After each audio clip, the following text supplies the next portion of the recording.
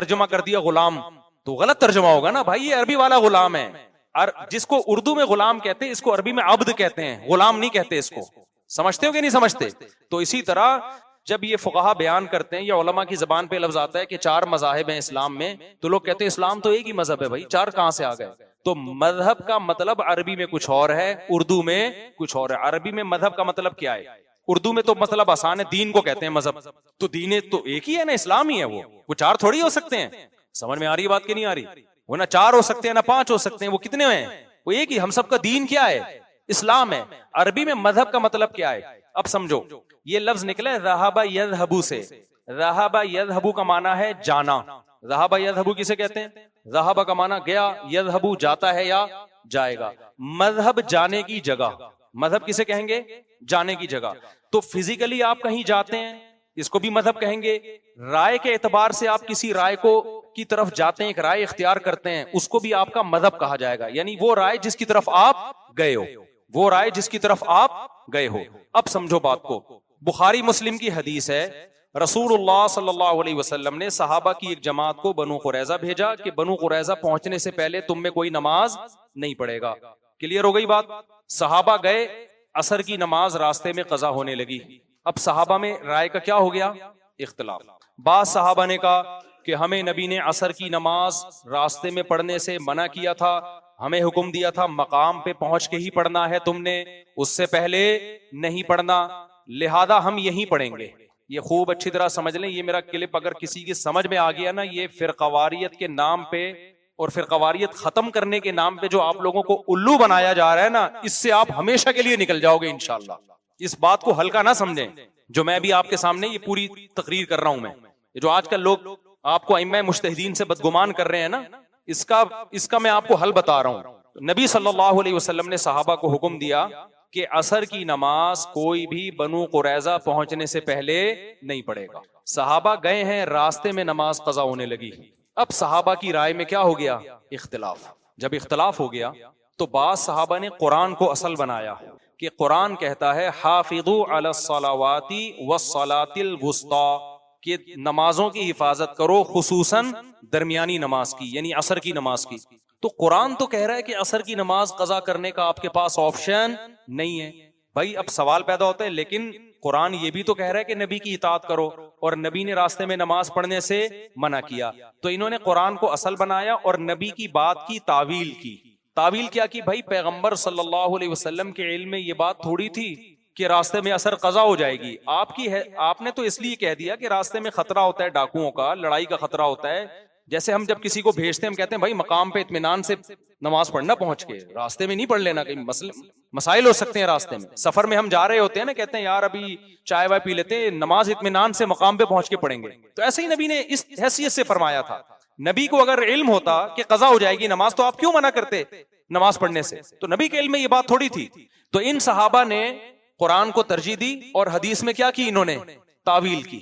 دوسرا گروپ صحابہ کا یہ تھا، انہوں نے کہا کہ بھائی پیغمبر نے اپنی بات کی کوئی ایسی ایکسپلینیشن ہمیں نہیں دی تھی، کنڈیشن نہیں تھی کہ اگر راستے میں قضا ہونے لگے تو پھر تو راستے میں ہی پڑھ لینا، اگر قضا نہ ہونے لگے تو وہاں جا کے پڑھنا.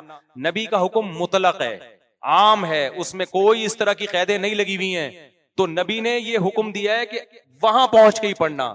اور قرآن جو یہ کہتا ہے کہ عصر کی نماز کی حفاظت کرو، وہی قرآن کہتا ہے جو رسول کی اطاعت کرے گا وہ کس کی اطاعت کرے گا؟ اللہ کی. لہذا ہم نماز قضا کریں گے. اب بعض صحابہ کا یہ مذہب تھا کہ عصر پڑھنی چاہیے، اور بعض کا یہ مذہب تھا کہ عصر نہیں پڑھنی چاہیے. تو اسلام میں 2 مذہب بن گئے کہ نہیں بن گئے؟ نہیں، یہ بات سمجھ میں. اب کوئی بیوقوف آدمی وہاں کھڑے ہو کر بولے کہ میں دونوں مذہب کو غلط مانتا ہوں، اسلام میں ایک ہی مذہب ہے، اس سے پوچھے گا کیا مذہب ہے؟ بھائی عصر پڑھنی ہے. تو بولیں گے یہ آپ کا مذہب ہے، یہ آپ کا مذہب ہے، یہ اسلام کی طرف سے کوئی گارنٹی نہیں ہے کہ یہ ٹھیک ہے. اگر گارنٹی ہوتی تو دوسرے صحابہ اختلاف کیوں کرتے اس سے؟ پھر نہیں ہے بات، میرا خیال ہے. بھائی اب نبی سے براہ راست رابطہ تو نہیں ہو سکتا تھا نا ان صحابہ کا کہ فون کر کے پوچھ لیتے کہ آپ کی بات کا مطلب کیا ہے. دونوں مطلب بنتے ہیں اور دونوں کی ایک توجیہ بنتی ہے. تو بعض صحابہ کا مذہب یہ تھا کہ قرآن کو ترجیح دی جائے، حدیث میں تعویل کی جائے. بعض کا مذہب یہ تھا کہ نہیں، حدیث کو فوکس کیا جائے، حدیث کے ظاہری الفاظ کو. قرآن کی جو آیت ہے نا عصر کی نماز والی، عصر کو اس میں تعویل کی جائے گی کہ وہ اس موقع کے لیے نہیں ہے. تو 2 مذہب وجود میں آئے اس وقت نماز سے متعلق. جب یہ لشکر واپس لوٹائے تو نبی نے دونوں میں سے کسی کو بھی ملامت بولو نہیں کی. اس کا مطلب دین سب کا ایک تھا. مذہب نماز کے بارے میں اس وقت کتنے وجود میں آ گئے تھے؟ 2. اب اس میں کوئی بے وقوف یہ کہتا کہ میں اس مذہب کو مانوں گا جو قرآن و سنت کے مطابق ہے، تو ہم یہ کہتے ہیں اسی کی تشریح میں تو اختلاف ہو رہا ہے میرے بھائی. کہ کون سا قرآن، ان کا خیال یہ کہ قرآن و سنت کے مطابق ہے، ان کا خیال ہے کہ یہ قرآن و سنت کے مطابق. تو جو خیال ہے اس کو مذہب سے تعبیر کیا جا رہا ہے. تو اب دونوں میں سے ایک ہی کو فالو کیا جائے گا، دوسرے کو برا بلا نہیں کہا جائے گا. اس وقت صحابہ میں کسی نے نماز پڑھی اور آدھے لوگوں نے تقریباً چھوڑ دی. جنہوں نے چھوڑی ان کو مجبور نہیں کیا گیا کہ ان کے پیچھے لازمی پڑھو. یہ 2 جماعتیں کیوں قائم ہو رہی ہیں؟ ایک ادھر ہوگی، ایک مقام پہ جا کے ہوگی. یہ تو اسلام میں ابھی سے فرقواریت پھیلا رہے ہیں. یہ جو مکھنچو آج کل آ رہے ہیں نا اسکالر، یہ یہی منجن بیچ رہے ہیں کہ یہ کہتے ہیں اس کے پیچھے نہیں ہوتی، وہ کہتے ہیں اس کے پیچھے نہیں ہوتی. او بھائی، جب ایک ہماری رائے کے مطابق یا کسی مجتہد کی رائے کے مطابق وہ قرآن و سنت کے مطابق نہیں ہے، تو وہ اگر یہ فتویٰ دے دے گا کہ ان شرطوں کا خیال نہیں کرو گے تو میری رائے میں نماز نہیں ہوگی، تو اس میں کوئی حرج نہیں ہے. ان کی رائے ہی ہے. تو صحابہ میں بھی اختلاف ہوا ہے، تو ایک نے پڑھی اور ایک نے بولو چھوڑ دی.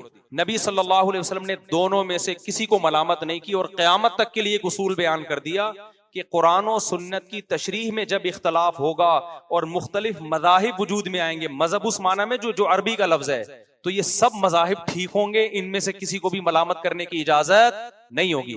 تو صحابہ کے دور میں بھی اختلاف ہوا، مختلف آراء وجود میں آئیں. پھر آگے چل کے یہ اختلاف آہستہ آہستہ کم ہونا شروع ہوا، کیونکہ مجتہدین نے تحقیق کرنا شروع کی، قرآن و سنت کو جمع کرنا شروع کیا. کئی مہینے بحثیں ہوتی تھی ان کی. ہوتے ہوتے ہوتے اسلام میں یہ آراء آہستہ آہستہ سمٹنا شروع ہوئی. سمٹتے سمٹتے کتنے میں بند ہو گئی؟ 4 مکاتب فکر میں. اور ان کا اختلاف کیوں ہوا یہ سمجھو، چاروں ائمہ کا. اسی وجہ سے ہوا جس وجہ سے صحابہ کا اختلاف ہوا تھا. صحابہ کا جو اختلاف ہوا تھا نا عصر کی نماز کے بارے میں، وہ اصول میں اختلاف کی وجہ سے ہوا تھا.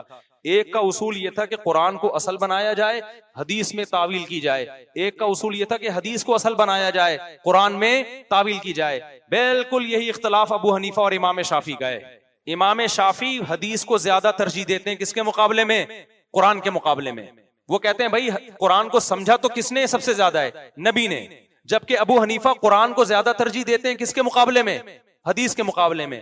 تو یہ چاروں ائمہ کے اصول فقہ ہیں جو مدارس میں پڑھائے جاتے ہیں. ابو حنیفہ نے کیا اصول سامنے رکھے مسائل نکالے، امام شافعی نے کیا اصول سامنے رکھے، امام مالک نے کیا اصول تھے، امام احمد بن حنبل کے کیا اصول تھے.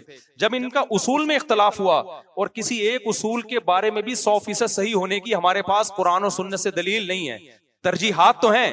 ہماری رائے میں ابو حنیفہ کے اصول زیادہ پاورفل ہے. میری رائے یہی ہے کہ وہ قرآن کو کیا کرتے ہیں؟ وہ زیادہ ترجیح دیتے ہیں. اور حدیث میں کیا کر دیتے ہیں؟ تعویل کر دیتے ہیں. تبھی امام حنیفہ کی یہ آیت جو ہے نا قرآن کی کہ جب قرآن پڑھا جائے تو خاموشی اختیار کرو، اس قرآن کی اس آیت کو انہوں نے زیادہ ویلیو دی. اور وہ والی جو حدیث ہے جس میں آتا ہے کہ فاتحہ پڑھے بغیر نماز نہیں ہوتی، اس میں تعویل کر لی انہوں نے کہ پڑھے بغیر کا مطلب خود پڑھو یا تمہاری طرف سے امام پڑھے، دونوں پڑھنا ہی کہلائے گا. وہ میں سمجھا پا رہا ہوں. لیکن امام شافعی نے حدیث کو زیادہ ترجیح دی. ان کی بھی ایک رائے ہے، وہ رائے یہی کہ بھائی قرآن سمجھا کس نے زیادہ اچھا ہے؟ نبی نے. احناف کی طرف سے اس کا جواب دیا جاتا ہے بھائی یہاں سمجھ کی بات نہیں ہو رہی. قرآن نے ایک اصول ضابطہ بیان کیا تو حدیث کا آپ وہ مفہوم بیان کریں کہ وہ کس کے مطابق ہو جائے؟ قرآن کے. بہرحال ابھی میرے پاس اس کے میں دلائل دینے کے لیے نہیں بیٹھا، میں تو یہ بتا رہا ہوں کہ ان اصول میں جب اختلاف ہوا تو اس کی وجہ سے آرا بھی کتنی قسم کی وجود میں آئی ہیں؟ 4 قسم کی آرا وجود میں آئی. ان 4 آرا کو 4 مذاہب کہا جاتا ہے. یہ مذہب اردو سے نہیں لیا گیا، یہ کس سے لیا گیا ہے؟ تو یہ 4 مذہب اسلام میں ہی ہیں. اس کو یہ کہنا کہ ہمارا دین ایک اسلام ہے تو یہ 4 مذہب کہاں سے آ گئے؟ یہ بالکل ایسا ہی ہے جیسے آپ ان صحابہ پہ اعتراض کریں کہ یہ 2 مذہب کہاں سے آ گئے تھے جب دین تو ایک ہی ہے. تو بھائی یہ رائے کی تشریح کی وجہ سے، جو قرآن و سنت کی تشریح میں اختلاف کی وجہ سے آئے ہیں. یہ سمجھ میں آ گئی بات کہ نہیں آ گئی ہے؟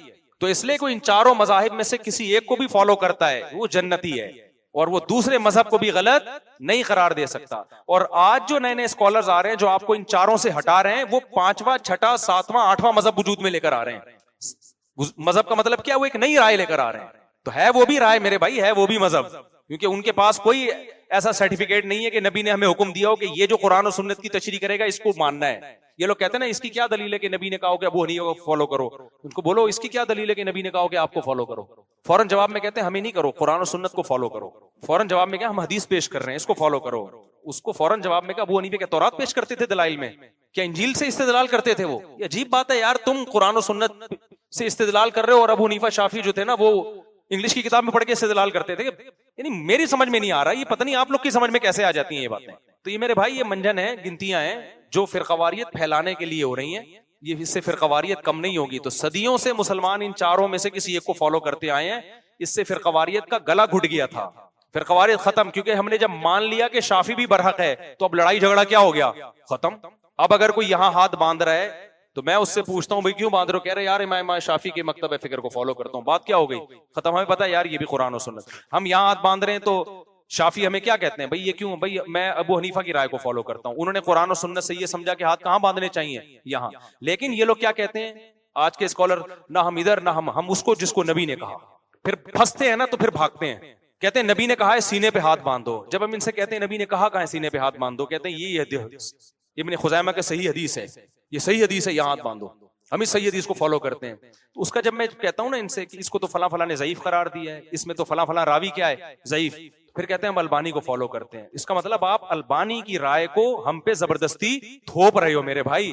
ہم البانی کے مقلد نہیں ہیں. ہم اگر تقلید ہم سے کرانی ہے تو پھر ہم ابو حنیفہ کو فالو کریں گے, کیونکہ بر صغیر میں انہی کے فقہ کو فالو کیا جاتا ہے. میں 1.5 اینٹ کی الگ مسجد کیوں بناؤں یار, پوری دنیا بر صغیر میں ان کو فالو کر رہی ہے. میں ایک نیا فقہ لے کر آؤں یہاں پہ, میں البانی کو فالو کرنا شروع کر دوں, اس سے فرقواریت کم ہوگی یا بڑھے گی؟ تو بڑھے گی فرقواریت. ایک عرب عالم کا بھی ایک کلپ سامنے آیا, یہ جو سینے پہ ہاتھ باندھنے والی حدیث ہے یہ اس پہ کلام ہے, اس کی سند پہ, سمجھ رہے ہو, اس کی سند پہ کلام ہے. ناف پہ ہاتھ باندھنے والی حدیث بھی کی سند پہ بھی کلام ہے, سینے پہ ہاتھ باندھنے والی حدیث کی سند پہ بھی کلام ہے. دونوں حدیثیں صحیح نہیں ہیں, دونوں ضعیف ہیں. جو بھی کہتا ہے نا یہ والی صحیح ہے وہ ضعیف, غلط کہتا ہے. ہمارے پاس ہاتھ باندھنے سے متعلق کہ یہاں باندھیں یا یہاں باندھیں, کوئی بھی صحیح حدیث کسی کے پاس بھی موجود, بے غبار صحیح حدیث موجود نہیں ہے. اب اس میں تواتر عملی کو دیکھا جاتا ہے. ابو حنیفہ نے اہل کوفہ کو دیکھا اور ان کے شاگردوں کو, علی کے شاگردوں کو یہاں ہاتھ باندھتے ہیں. ان کے شاگردوں نے بھی دیکھا تو فقہ حنفی میں کس کو ترجیح دے دی گئی, یہاں ہاتھ باندھنے کو. امام شافی نے بھی یہاں, امام شافی بھی نہیں باندھتے, وہ بھی یہاں باندھتے ہیں. فقہ حنبلی میں بھی ناف پہ باندھے جاتے ہیں. آپ ائمہ حرمین کے نمازوں کو دیکھ لیں, کسی نے بھی یہاں ہاتھ نہیں باندھے ہوں گے ائمہ حرمین میں. تو میں ائمہ حرمین کے عمل کو بطور دلیل کے پیش نہیں کر رہا, میں صرف یہ بتا رہا ہوں کہ امام احمد بن حنبل کا بھی یہ قول نہیں ہے کہ یہاں ہاتھ باندھے جائیں, امام شافی کا بھی قول نہیں ہے, امام مالک کا بھی قول نہیں ہے, ابو حنیفہ کا بھی قول نہیں ہے.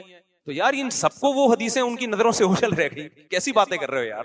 تو اس لیے میرے بھائی جو صدیوں سے متواتر متداول مذاہب چلے آ رہے ہیں انہی میں سے کسی ایک کو فالو کر لو اور اپنے آپ کو ان بکھیڑوں سے کیا کرو, نکال کے آگے کی طرف جاؤ, آگے کا سوچو.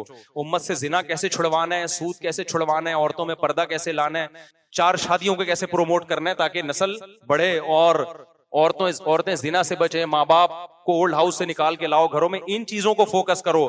یہ اختلاف یہاں باندھنا ہے, رفع الیدین کرنا ہے, نہیں کرنا, اس سے امت صدیوں پہلے فارغ ہو چکی ہے. تو جو حکام ہو چکا ہے اس کو دوبارہ نہ اچھالو امت کے اندر. سمجھتے ہو کہ نہیں سمجھتے ہو؟ تو اب آگے چلو, اب ان میں سے کسی ایک فقہ کو فالو کر لو اور دوسرے کو برا بلا مت کو. میں نے زندگی شافیوں میں گزاری ہے, خدا کی قسم کسی ایک شافی نے آج تک ہم پہ اعتراض نہیں کیا تھا کہ تم فاتحہ کیوں نہیں پڑھتے امام کے پیچھے. کیوں؟ ان کے ذہن میں یہ بتایا گیا کہ یار امام ابو حنیفہ بھی اہل سنت والجماعت کے امام ہیں اور وہ بھی قرآن و سنت ہی کو فالو کیا ہے. تو انہوں نے جہاں رائے میں اختلاف ہوگا کس کی رائے کو فالو کیا ہے, ابو حنیفہ کی رائے کو فالو. یاد رکھو جہاں قرآن و سنت بہت واضح ہوتے ہیں نا وہاں پھر اختلاف ہوتا بھی نہیں ہے, یہ بھی سمجھ لو. وہاں پھر چاروں متفق ہی ہوتے ہیں. اختلاف ہوتا وہاں ہے جہاں قرآن و سنت میں دلائل میں تعارض نظر آ رہا ہوتا ہے. سمجھتے ہو کہ نہیں سمجھتے؟ اب بھی نہیں سمجھو گے تو مرضی ہے تمہاری, جاؤ پھر انہی اسکالرز کو فالو کرو جو مولانا اسحاق صاحب کو فالو کرتے تھے. اب نیا جو بندہ کوئی مارکیٹ میں آتا ہے نا قرآن, وہ پھر نئی رائے لے کر آ رہا ہوتا ہے. وہ کہتے ہیں یار وہ بھی قرآن و سنت, یہ بھی قرآن و سنت.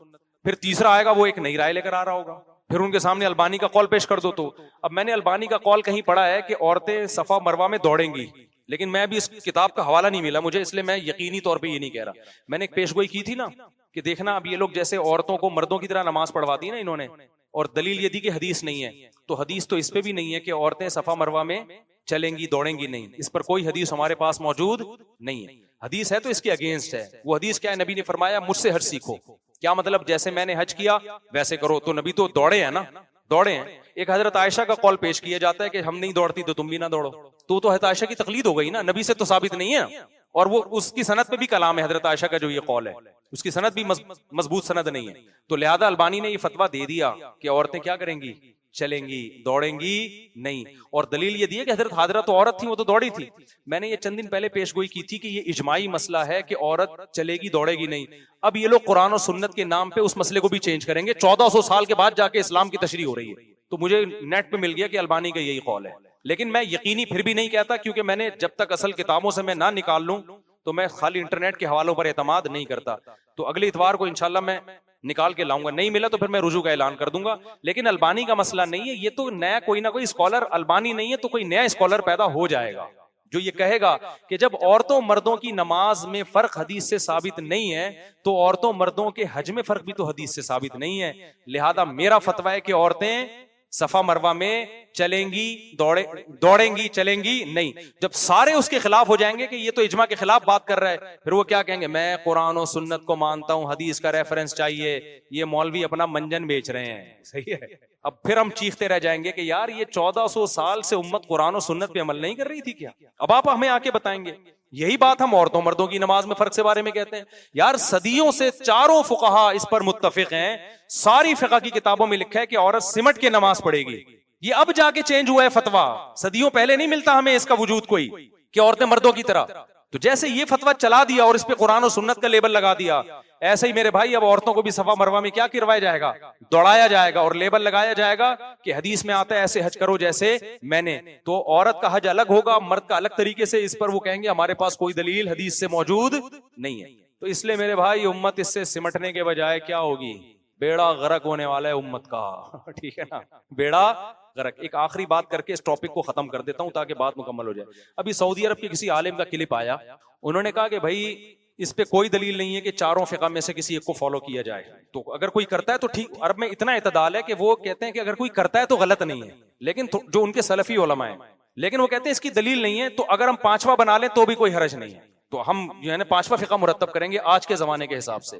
مجھے کسی نے بھیجا، میں نے ان سے کہا، میں نے کہا میرے بھائی پہلی بات تو یہ کہ جب ان چاروں کی نہیں ہے تو سوال پیدا ہوگا کہ اس پانچویں کی کیا ہے. اس بیس پہ کوئی چھٹا بنا لے ہے بھائی. جب 5 آ جائیں گے نا، پانچواں آئے گا تو اگلی 10 سالوں میں کوئی بندہ پیدا ہوگا کہ ان پانچوں کی ہمارے پاس نبی سے کوئی دلیل نہیں ہے کہ ان کو، لہذا میں کیا کر رہا ہوں، چھٹا. پھر کیا آئے گا، 7واں. پھر کیا آئے گا، 8واں. تو یہ کوئی اسلام کی خدمت ہوگی؟ ایک بات تو یہ تو خدمت یہ تو آپ ٹوٹتی چلی جائے گی نا امت. دوسری بات یہ وہ 5واں آئے گا کیسے؟ اس وقت تو امت سمٹی ہوئی تھی، لوگوں کو ان ائمہ پہ اعتماد تھا. انہوں نے آہستہ آہستہ چاروں کو فالو کرنے کے علاوہ 5واں رہا ہی نہیں اس امت میں نا، پوری امت ان پہ جمع ہو گئی. اب جب آپ 5واں بنائیں گے اس کو مانیں گے کتنے لوگ؟ اس پہ تو اتنی بڑی بڑی انگلیاں اٹھیں گی کہ یار ایک 15ویں صدی میں وجود میں آ رہا ہے تو کوئی کہے گا صحیح ہے، کوئی کہے گا غلط ہے. تو وہ 5ویں کے اتنی شاخیں ذیلی نکلنا شروع ہوں گی نا کہ بجائے 5واں بننے کے 4-5 ہزار بنیں گے، پھر وہ انڈے بچے اس کے ہوں گے. اور پھر اس پر امت کو ایسا اعتماد بھی نہیں ہوگا جیسا ان چاروں پر اعتماد ہے. تو اس لیے بہتر ہے کہ کوئی ایسا کام کر لو یار جس سے امت کو کیا ہو، فائدہ ہو نا. اپنی صلاحیتیں لگاؤ، زنا کے خلاف، موسیقی کے خلاف، ماں باپ کی نافرمانی جو ہو رہی ہے اس کو روکو، اسلام کو دنیا میں پھیلاؤ. جب یہ چاروں فقہ تھے تب بھی تو اسلام دنیا میں پھیل رہا تھا نا. اس وقت کیا کرتا تھا غیر مسلم؟ جس علاقے میں جو فقہ رائج ہے وہ مسلمان ہو کے آٹومیٹیکلی اسی فقہ کو قبول کرتا تھا، اور دوسرے فقہ والے بھی اس کو مسلمان مانتے تھے. بر صغیر میں جتنے لوگ مسلمان ہوئے سارے حنفی ہوئے. انڈونیشیا میں جتنے غیر مسلم مسلمان ہوئے سارے کیا بن گئے، شافی. سعودی عرب میں کوئی غیر مسلم مسلمان ہو رہا ہے آٹومیٹیکلی حنبلی بن رہا ہے. ہم نے بھی اس کے اسلام پہ کوئی شک نہیں کیا، شافیوں نے بھی کوئی شک نہیں کیا. لیکن آپ جب کوئی غیر مسلم مسلمان ہوگا نا، آپ کہو گے کہ 4 فقہ ہے، ایک 5واں بھی ہے. اور اب ان میں سے آپ دلائل میں دیکھو کون سا، خدا کی قسم اس کے بال سفید ہو جائیں گے، گنجا ہو جائے گا دلائل پڑھتے پڑھتے پڑھتے پڑھتے، اور سوائے کنفیوژن کے اس کو کچھ بھی حاصل نہیں ہوگا. تو یہ غیر مسلم کے لیے بھی بڑا ڈینجرس راستہ ہے جو آپ دے رہے ہیں اس کو. اب تک جو غیر مسلم مسلمان ہوتے تھے کیسے، یہاں کتنے عیسائی، ابھی پرسوں ایک عیسائی آئے ہیں وہ مسلمان ہوئے، تو آٹومیٹیکلی وہی اسی فقہ پہ عمل کرنا شروع کر دیتے ہیں جو سوسائٹی میں چل رہا ہے. ہاں بدعت سے اپنے آپ کو بچاؤ، اور یہ بدعت تو چاروں ائمہ اس سے بری ہیں، ان فقہ میں بدعتیں نہیں ملتی ہمیں، یہ تو لوگوں نے بنائی بھی ہیں. تو غیر مسلم کے لیے بھی آسانی ہے. ایک کسی سلفی عالم سے کسی نے سوال پوچھا امریکہ میں، ایک عیسائی نے، ایک انگریز نے، کہ میں مسلمان ہوا ہوں تو یہاں مجھے مختلف فقہ ملتے ہیں تو میں کس کو, یعنی 4 فقہ ملتے ہیں حنفی مالکی, میں کس کو فالو کروں؟ ان عرب نے کہا جو قرآن و سنت کے مطابق ہو, جس کی رائے. ابے تو وہ ابو حنیفہ کے جب دلائل پڑھے گا اس کو لگے گا یہ قرآن و سنت کے مطابق ہے, امام شافعی کا پڑھے گا اس کو لگے گا یہ, آپ کے پڑھے گا آپ اس کو لگے گا یہ. اس کی کنفیوژن ختم کرنے کے بجائے آپ نے اس کو کنفیوژن میں ہمیشہ کے لیے ڈال دیا. جو فیصلہ ابو حنیفہ اور شافعی سے حل نہیں ہو سکا وہ اس کے بیچارے سے کہاں سے حل ہوگا بیٹھ کے؟ رفع الیدین کا مسئلہ ابو حنیفہ اور شافعی دونوں کے پاس دونوں دلائل تھے, پھر بھی اختلاف ہو گیا. امام کے پیچھے فاتحہ پڑھی جائے نہیں پڑھی جائے, دونوں کے پاس دلائل تھے, پھر بھی کیا ہو گیا؟ اختلاف. تو یہ انگریز بیٹھ کے اختلاف کو حل کرے گا؟ یہ جو نئے نئے مسلمان ہو رہے ہیں, اس کا حل یہ ہے کہ اس کو بولا جائے بھائی یہ چاروں درست ہیں, آپ کسی بھی مکتبہ فکر کو فالو کر لو جو آپ کے ملک میں زیادہ رائج ہو, کیونکہ جو فقہ زیادہ رائج ہوتا ہے اس کے مفتیان کرام اویلیبل ہوتے ہیں, ان سے مسائل پوچھنا آسان ہوتا ہے, اور پھر سب اسی کو فالو کر رہے ہیں تو ایک اختلاف کی صورت بھی نہیں بنتی. اس کو فالو کر لو, یہ آسان ہے. اور پھر اسے کہا جائے اب فوکس کرو نمازوں کو, اب نماز یہاں پڑھنی ہے یہاں پڑھنی ہے, اب یہ تمہارے لیے اتنا بڑا مسئلہ رہا نہیں. اگر تم جس ملک میں رہتے ہو اس میں یہاں لوگ ہاتھ باندھ کے نماز پڑھتے ہیں, تم بھی یہاں پڑھ لو یار ہاتھ باندھ کے. وہ اگر رفع الیدین کرتے ہیں تم بھی کر لو, وہ امام کے پیچھے فاتحہ پڑھتے ہیں تم بھی پڑھ لو, اور اگر وہ نہیں کر رہے تو تم بھی نہیں کرو. رائے دونوں ہیں, مذاہب دونوں اسلام میں, کیونکہ دونوں کے پاس دلائل ہیں. تو اس کی پرابلم ختم ہو گئی کہ نہیں ہو گئی؟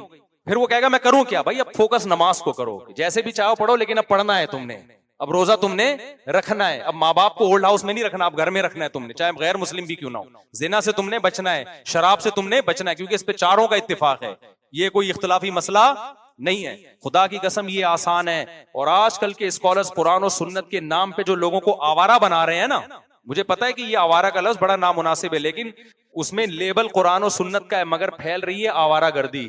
ہر آدمی اسکالر بن کے سب کو برا بلا کہہ کے اپنا منجن بیچ رہا ہے, اور عوام اس نائی کو سرجن سمجھنا شروع کر دی ہے جو عوام نے, جو گاؤں میں آیا تھا کس کے لیے؟ ختنہ کرنے کے لیے, کیونکہ عوام کبھی حقیقی سرجنوں میں بیٹھی نہیں ہوتی. تو جو صحیح پراپر علماء میں بیٹھے نہیں ہیں, صحیح علماء جن کو نہیں ملے, وہ انہی اسکالرز کو کیا سمجھنا شروع کر دیتے ہیں؟ مفتی اور عالم. اللہ کرے یہ باتیں کھوپڑی میں آ جائیں تاکہ امت جس فرقواریت کی آگ میں جا رہی ہے نا اس سے اللہ بچ جائے, اس سے یہ امت بچ جائے اور اللہ اس امت کو بچا دے اس سے. سمجھتے ہو جب تک انگریز نہیں آیا تھا نا آپ کو ہندوستان میں کوئی فرقے نظر نہیں آئیں گے. پورا ہندوستان, ایران, یہ سب فقہ حنفی کو فالو کرتے تھے. انگریز نے آ کے نا سب سے پہلا کام یہ کیا ہے کہ ان کے یہاں کوئی شافی ہو تو یہ اس کو بھی قبول کر لیتے ہیں, کہتے ہیں یار رائے کا اختلاف ہے, کوئی فقہ حنفی کو فالو کرے اس کو بھی, ان کو پہلے اس میں لڑاؤ. اس نے ہر سطح پہ مسلمانوں کو لڑوایا. یہ سارے آپ کو ملیں گے جتنے فرقے اور لڑائیاں ہیں نا گورے کے آنے کے بعد ملیں گی آپ, ورنہ گوروں نے یہ بات لکھی ہے, یہ ریٹن میں ہے کہ جب گورا ہندوستان میں آیا کوئی مذہبی منافرت نہیں تھی, کوئی فرقواریت نہیں تھی, اور گورے نے مسلمان